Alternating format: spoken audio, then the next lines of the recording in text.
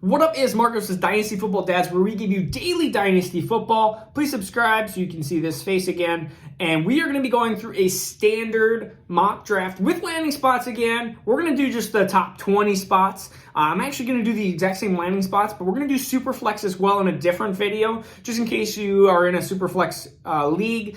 You can comment below if you like. A lot of people have liked the landing spot ones. This is a completely different landing spots than our previous ones. So we did that last week. So if you want to look at that, you can look at those landing spots as well. There has definitely been some changes just with the different landing spots. And it's surprising to me, I guess, personally, how big some of these changes are and who goes up and who goes down just based on some of the teams that they get stuck with or have luck with, I guess you could say. But my number one overall pick, and this is, again, a standard league, so non-super flex league, is going to be Najee Harris. So he stays the same, but his, I guess, gap between 1 and 2 and 3 are very, very slim compared to his landing spot in Tampa Bay. He lands in the Jet spot this case.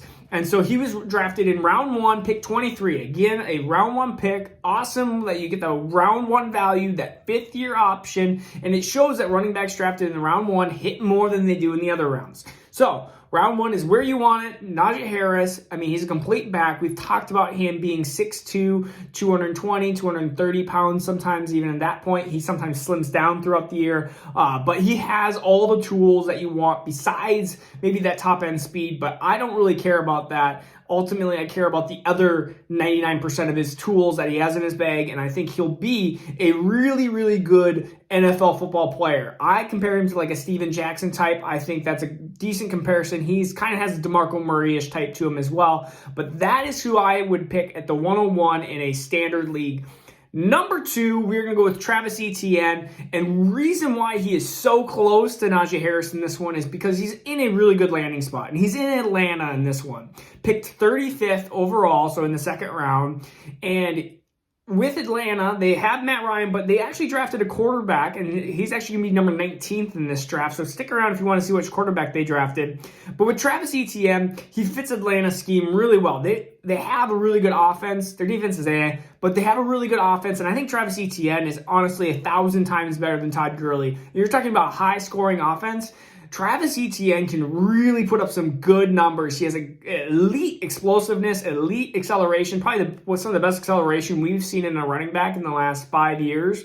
Also has really good top-end speed. We were talking in the high 4.3s. You can see him racing Isaiah Simmons like last year, and he ran in the high 4.3s. So honestly, Travis Etienne, running back 2, pick number 2. Again, number 2 and 3 have really good landing spots because my number 3 is also a running back, and it's been my number 3 running back now for the last couple of weeks. He's jumped over Kenneth Gainwell, but it's Javonte Williams, RB3, pick 3, and in this situation, he's in Arizona, and Arizona is going to have an awesome offense, and they actually draft a wide receiver in this class too, so check out, you'll get to hear who they pick, and I really like their pick at wide receiver as well. But Javonte Williams is a great spot, an awesome spot for a running back. I know that Kyler Murray is going to steal some of those rushing touchdowns, but ultimately their offense is really good. They put up a lot of points, and Javonte Williams is that back that they really need. Kenyon Drake just didn't do it, and I don't think that he can do it at that offense. And we talk about, I don't see anybody else competing for that spot. I mean, he'll have that backfield locked up in no time. Javonte Williams, RB3, pick 3, and those are really, really close. And those, because I don't really care for the Jets landing spot a ton. Personally, I don't care for it. I know that their offense is probably going to struggle. They also did draft a wide receiver as well, who I'll be drafting next. But just the Jets and offense in total, they have Sam Darnold, Travis Etienne will have Matt Ryan, hopefully, but they said Matt Ryan might not be there for long, but I do like the quarterback they drafted as well. But anyways, so Najee Harris, Travis Etienne, Javonte Williams, been my top 3. They didn't change. They're just really close there. My number 4, though, is not Devonta Smith, who a lot of people, including myself, have had number 1. But in this situation, Jamar Chase, who's going to be my wide receiver 1 in this specific case. He was the first wide receiver drafted in this draft. He was pick 8 by the Jets. I don't care for Sam Darnold in this offense. And in this case, they didn't draft a quarterback. Not that I see, unless it was after the 3rd round. which in that case doesn't really matter. They're going to stick with Sam Darnold. I like this situation better than I liked Devonta Smith's. And Jamar Chase has all the tools that you'd want for an elite alpha wide receiver. Some have compared him almost like an A.J. Brown, but I don't like that comparison to Jamar Chase, if I can talk faster. I think Jamar Chase is a really solid alpha wide receiver on the outside. The only problem he has is a little bit of separation issues, but I mean, he is fast, and I mean, he has all the traits and tools. Some of them are not elite, some of them are really good. But he doesn't really have any horrible traits where you'd go, oh man, I want to stick away from him. But at the Jets, I mean, it's not a great situation. And it's one of these things that I could see him and Devonta Smith, we get super excited, and then they get drafted in these spots, and we're kind of like, oh, that wasn't exactly where I wanted them to go. Anyways, number 5 is Devonta Smith, and he's been my wide receiver 1 for the majority of the offseason.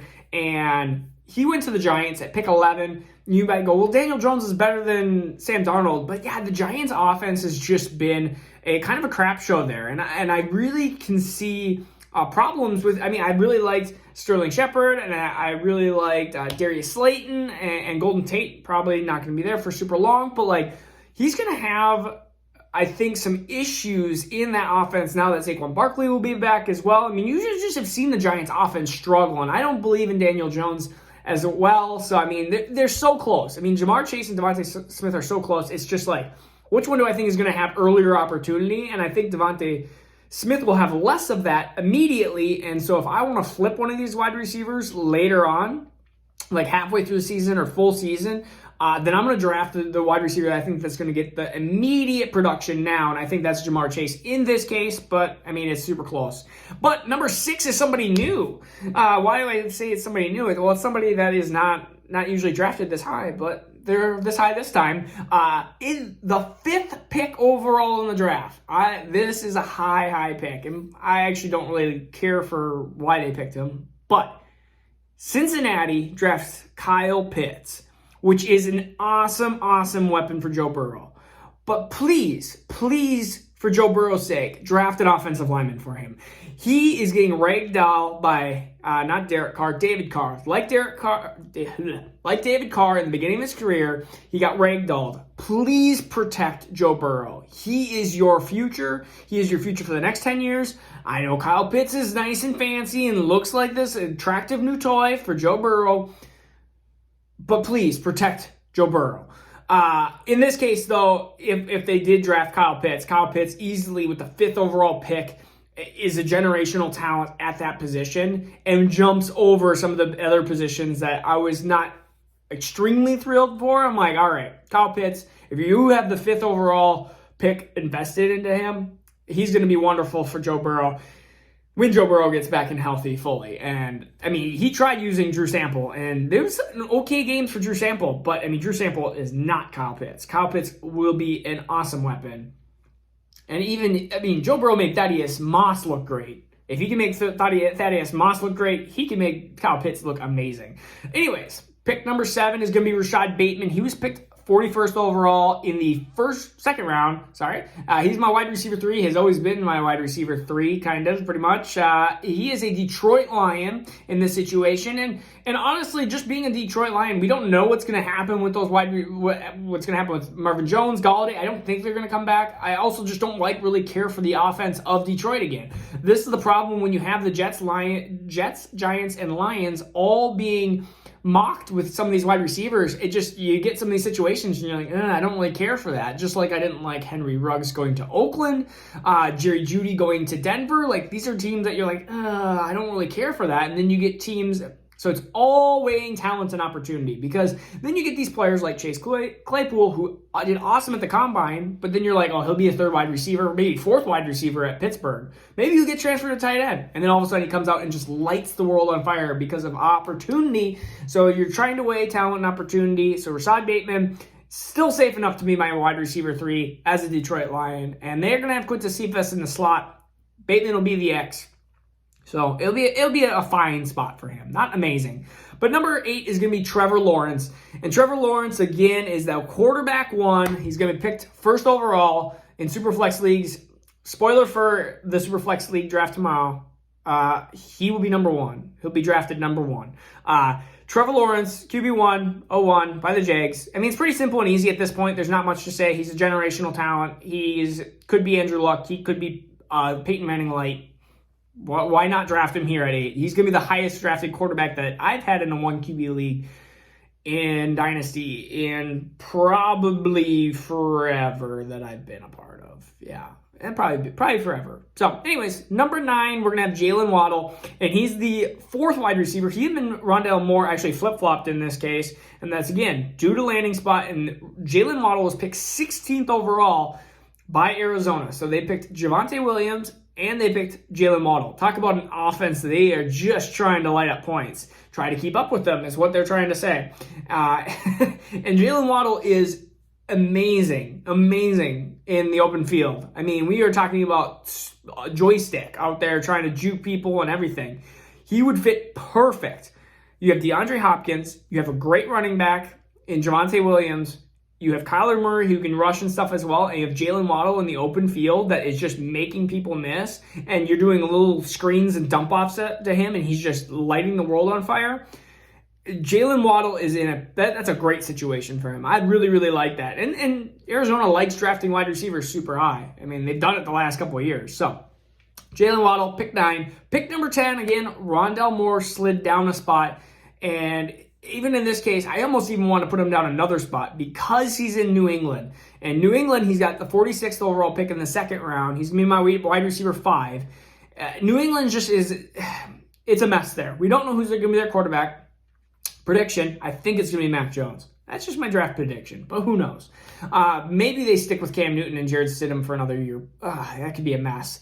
And so in that case, Ronald Moore, I could definitely see being utilized a lot, but I could see it being a longer process. This could be a situation of a Denzel Mims where you're looking at the end of the year and going, man, he didn't really have a great year.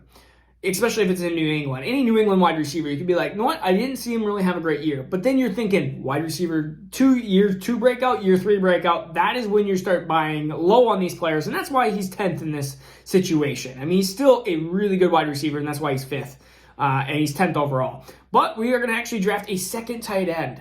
And it's not my tight end 2. It is my tight end 3, but we're going to go with Brevin Jordan out of Miami. He is drafted 75th overall, so in the 3rd round, but he is drafted into the Dallas Cowboys. Dallas Cowboys, my favorite spot. Them, Arizona, I'm trying to think who else. Them and Arizona are right off the bat. I'm trying to think of any other team that I can think of just that says, hey, this would be perfect situation.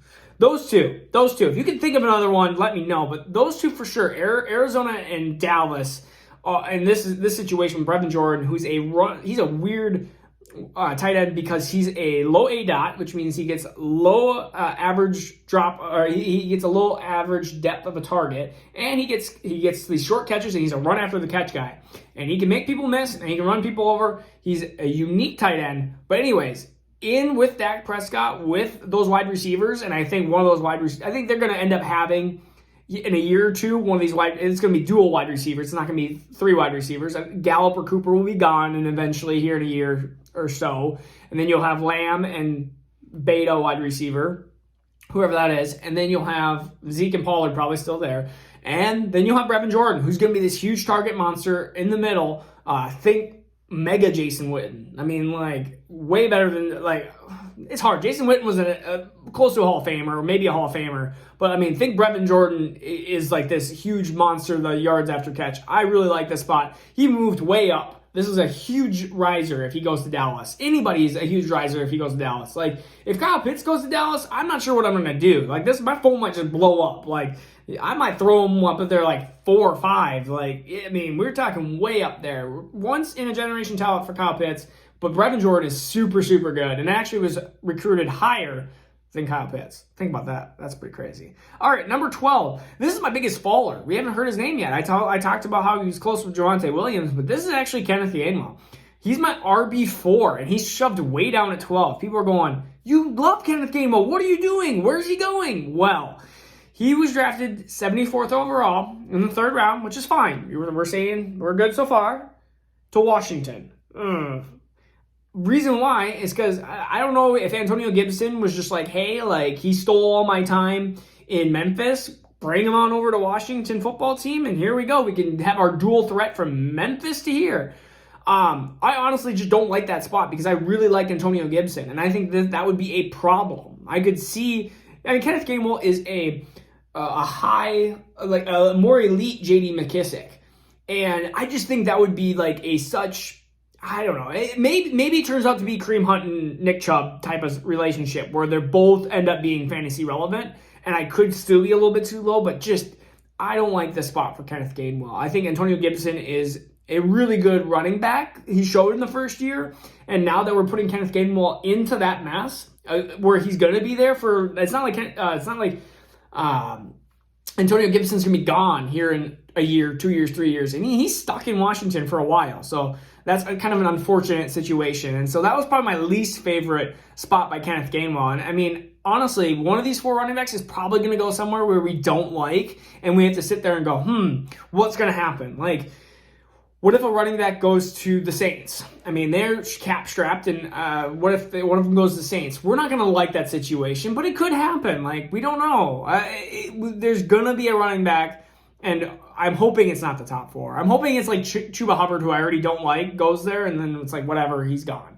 But it might happen where you have one of these running backs. And in this case, Kenneth Gainwell is the 74th overall pick to Washington, which I didn't really care for, but he's still, if you're in a 12-team league, that last pick of the round. But number 13, yay! Amon-Ra St. Brown doesn't get stuck with Baltimore this time. He gets stuck with Kansas City, which is perfect situation for him. Sammy Watkins, just unreliant, not going to be there probably. And then McCole Hartman, who is speed, but is way too inconsistent. They need a possession wide receiver. Somebody that's completely different than Tyreek Hill. Tyreek Hill is pure speed. They need a guy that is a possession wide receiver and sometimes play slot wide receiver. Besides Travis Kelce, who's getting a little bit up there in age. He's 31. Amon-Ra St. Brown would be a perfect fit. He's the 94th overall pick in the third round. I love this pick there. I either want Amon-Ra St. Brown to go there or I want Tylan Wallace to go there. One of those 2 wide receivers that are kind of the same type. I want one of those wide receivers to go there. I think that would be really helpful for Kansas City, just as a team overall, as they continue to probably try to go for the Super Bowl again. I think it would be good for their team, and I think it would be good for Amon-Ra St. Brown as well. All right, number 14, we're going to go with my wide receiver, number 7. It is Kadarius Toney, and he's just been shooting up these mock drafts. So if he's going to be drafted in the first round, like all the mocks say, then he's going to be up here. And if he's drafted in the third round, which I think where he belongs, then he will be out of the top 20. But he's stuck in the top 20 for now. All right, he's going in the first round, the 26th pick, to the Colts. I think he's perfect for a West Coast offense. And Frank Wright really wanted that out of Paris Campbell. And Paris Campbell has been injury prone. He's had hand issues. He's had PCL issues. I mean, he's had all sorts of issues in his career so far. Super talented. But will he actually be something? Or will he be a Perryman? Or will he be a Kevin White where he just doesn't ever get on the field because he's just too injured? And so that's where I like Kadarius Toney. Kadarius Toney will do these little these drop-off passes, and he'll just catch it, and he'll just burn people. And I really like that spot for him. A lot of people compare him to Percy Harvin, and it's just kind of an easy kind of cheat. It's like when they have a good Baylor wide receiver, and they just compare him to Josh Gordon. But in this case, he does a lot of similar things like that, where you could see him a lot like Percy Harvin. Number 15. We're going to have Tylan Wallace. He is from Oklahoma State. Wide receiver 8. He was picked in the 91st pick in the third round, but he is picked by the Browns. I don't think Odell Beckham will be there for super long. I don't really care for Donovan Peoples-Jones, Rashard Higgins. I just don't think those wide receivers are going to pan out. This is going to be the wide receiver 2 there, I think. And I think Tylan Wallace will be a really good wide receiver there. Again, a good possession wide receiver. The only problem is he might fight a little bit with Jarvis Landry, but I think both of them can be sufficient in fantasy in this offense. That's pretty much all I wanted to say about Tylan Wallace. But number 16, we're going to do Elijah Moore. I'm surprised Green Bay waited this long to draft him, but he was picked 92nd in the third round. I would really, really like to see Green Bay get, I wouldn't because I'm a Vikings fan, but if I wasn't a Vikings fan, I think Green Bay should get Kadarius Toney, Ronald Moore, Jalen Waddle, one of those wide receivers that are gonna be more run after catch. Like everyone's just gonna dump it off and they're just gonna go and break tackles and juke and do all that stuff. And Elijah Moore is more of a smaller wide receiver that's gonna play in the slot, but it's an okay fit. But why not? Hey, why not just draft 2 wide receivers? Just give Aaron Rodgers whatever he wants. Just let Aaron Rodgers pick this draft class. That's the least you could do since you drafted Jordan Love for him. Like, come on, give him the whole draft class. Just say, hey, Rodgers, what would you like in the first round? Oh, you'd like a wide receiver? Awesome. What would you like in the second round? Another wide receiver? Perfect. You want another wide receiver in the third round? Let's do it. Oh, you want defense? Okay, we'll draft the rest. The rest can be defense. He needs a defense too. He really does. It shows. But he definitely needs a wide receiver too. I just don't believe in Lazard, MVS. Like, never have, never will. Too inconsistent. Don't like him. Don't want him. But Elijah Moore, 16th overall pick. Number 17, we got Terrace Marshall. I always say Terrence, but Terrace Marshall. All right, I got it this time. All right, he's going in the second round of 37th overall pick to Philadelphia Eagles. And I think he's just going to have opportunity there. I honestly do. But the problem is I think that you're going to have Jalen Reagor there, and I think Hurts is going to be the quarterback. And that's my prediction. I think Hurts is going to be the quarterback, and I think that's going to be a problem for the Philadelphia's offense. And so when you have a problem with a passing game, you're going to have more of like a Lamar passing game. And what does that show? You don't have a ton of fantasy relevance. And you're going to have Dallas Goedert there too, hopefully healthy. So you're going to have Goddard, you're going to have Reagor, you're going to have Terrace Marshall. This is where we start getting into the point where it's like, man, should we start looking at other positions? Should we start looking at quarterbacks here? What do we want to do? It'd also be interesting. They only did rounds 1 through 3, so it'd be interesting to see what teams drafted in 4 through 7, even though I don't really care for those rounds. But this is like some of the weirdest positions for a mock draft, but this is all NFL.com, so this is what they chose, and this is what I get to choose with. So, all right. Whoa, I zoomed up on this. All right, pick number 18 is going to be my tight end 2, but in this case, tight end 3 in this draft. It's going to be picked 53rd overall in the second round, and it's to the Tennessee Titans, which means Jonah Smith probably not there. Probably is hanging out with Trevor Lawrence as a jag at this point or something. But back to Terrace Marshall. No, Pat Freiermuth. He's a really good tight end at Penn State. Does everything super well for a younger quarterback. But in this case, I think since Corey Davis, I think he's going to be gone. You're going to have Derrick Henry still there. You're going to have A.J. Brown. You need another weapon. I think Pat Freiermuth is going to be perfectly fine in that situation. And they they target the tight end in the end zone, or in the red zone and in the end zone within the 10s there quite a bit. So Pat Freiermuth, a good spot at 18. Number 19 and 20 are both going to be quarterbacks. Number 19, we talked a little bit about the Atlanta Falcons, but this is pick number 4. Justin Fields fell to them. So Justin Fields, again, I don't know how long Matt Ryan's going to be there for, but in this case, it shows that he's probably not going to be there for super long. You're also going to have Travis Etienne on your team in this case. You're going to have Julio, another at least year or two, at least a decent Julio. And then you're going to have Calvin Ridley. You have a ton of weapons. And you even have Hayden Hurst. So you have a really good offense. And so that is and he could even move up a little bit if you didn't like some of the wide receivers. You'd be like, all right, I'll just take Justin Fields 14, 15. Then I wouldn't mind, and I wouldn't blink an eye. So that's where we get to the last pick. We're going to do pick 20, and that's going to be Zach Wilson. And he got picked 2nd overall to Carolina. Exact same situation. Besides that, they just don't have a tight end in this case, unless they get somebody like a Jonah Smith. But he's going to have DJ Moore. He's going to have Robbie Anderson. He's going to have CMC. He's going to have an awesome offense. And I think pick 7 went Trey Lance. So they went to Detroit. And so I just don't like his opportunity there potentially for a little while battling with Goff. So that's why he's not on this top 20 list. He would be a little bit further down. But, so Zach Wilson, QB3 to Carolina. Both good situations, good opportunities to be future decent quarterbacks. All right, this is Marcus with Dynasty Football Dads, where we do daily Dynasty content. If you made it this way, please subscribe. We'll just keep popping out these videos, and comment on what you would like next. All right, peace out. See you tomorrow.